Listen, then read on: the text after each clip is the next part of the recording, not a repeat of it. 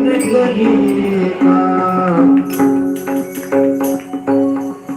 सुंदर प्रमाण दिलं महाराजांनी। क्या भरोसा है इस जिंदगी का, साथ देती नहीं है किसी का।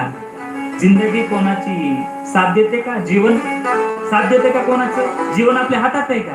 जगणं आपल्या हातात आहे का? नाही ना, जगणं आपल्या हातात नाहीये, मरण सुद्धा आपल्या हातात नाही, जगणंही आपल्या हातात नाही राहिलं आता, आणि मरण देखील आपल्या हातात नाही। कधी मृत्यू येईल सांगता येणार नाही, आणि प्रत्येक गोष्टीला पर्याय प्रत्येक गोष्टीला आहे।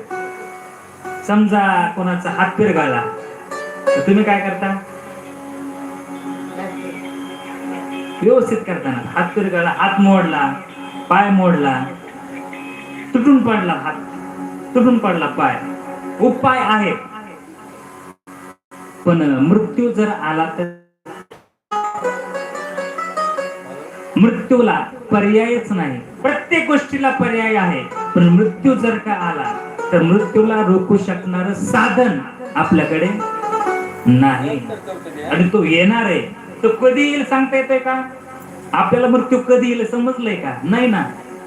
चालताना, बोलताना, बसताना, उठताना कधी येईल सांगता येईल, तेव्हा येईल। रात्र नाही, दिवस नाही, कधी येईल सांगताच येत नाही। मग चला, कोणाच्या जीवनाचा काय भरोसा आहे? मग हे राहिलेलं जेवढं जीवन आहे, कोणाचं मरण कधी येईल सांगता येत नाही।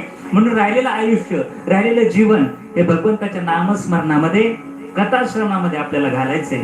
आणि अधिकस्य अधिकम फलम सांगितलेलं हे सुवचन आहे। म्हणून या 7 दिवसामध्ये होईल तेवढं जप, होईल तेवढं भजन, होईल तेवढी सेवा या 7 दिवसामध्ये करायची। आणि सांगू तुम्हाला, देवाला सगळ्यात आवडणारा भाव, सर्वात आवडणारी भक्ती कोणती? तर ती भक्ती आहे सेवा।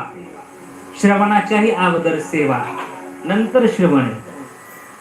सेवा प्रिय देवाला, म्हणून इथं सेवा घडली पाहिजे। सेवा, त्याच्यानंतर श्रवण, नवविधा भक्ती सांगितलेली पुढे आपल्याला ऐकायची। सद स्वरूप आहे माझ्या भगवंताचं स्वरूप, तो चिद स्वरूप आहे। सद स्वरूप म्हणजे सत्य स्वरूप, आणि चिद स्वरूप म्हणजे प्रकाश स्वरूप, चैतन्य स्वरूप, ज्ञान स्वरूप, जो सूर्याला देखील प्रकाश देतो, स्वयंप्रकाशी, जो स्वतः भगवंत सूर्याला देखील प्रकाश देणारा तो भगवंत, असं त्याचं स्वरूप आहे। चैतन्य स्वरूप असं त्याचं स्वरूप आहे। सदरूप, चिदरूप आणि आनंद स्वरूप। तिसरं स्वरूप सांगितलं आनंद स्वरूप। आता आनंद म्हणजे कसा? जर तुम्हाला मला होतो त्याला आनंद नाही म्हणायचं, त्याला म्हणायचं सुख। कारण आनंद हा अविनाशी असतो, म्हणजे आनंद कधीच संपत नाही।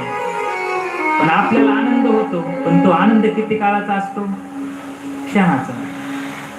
समजा 10 वर्ष एखाद्याला मूलबाळ नव्हतं, 10 वर्षानंतर त्याला मुलगा झाला, एवढा आनंद झाला, एवढा त्याला आनंद झाला, त्याने पेढ्याचा असा बॉक्स घेतला आणि गावभर पेढे वाटू लागला। मला मुलगा झाला, मला मुलगा झाला, 10 वर्षानंतर मला मुलगा झाला, वा किती आनंद झाला। सगळ्या गावाला पेढे वाटत असताना दवाखान्यामध्ये इकडे असं घडलं की त्या बाळाचं वजन कमी भरलं होतं, म्हणून त्याला काचेच्या पेटीमध्ये ठेवलं होतं।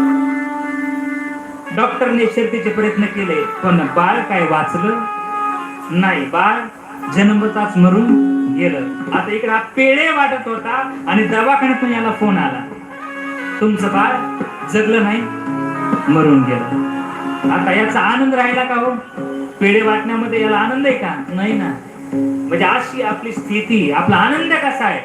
क्षणार्धामध्ये विनाश पावणारा आनंद आहे। पण माझा भगवंत तो कसा आहे? तो आनंद स्वरूप आहे, पण त्याचा आनंद आपल्याला कधी प्राप्त होईल? आनंद आद्वय नित्य निरा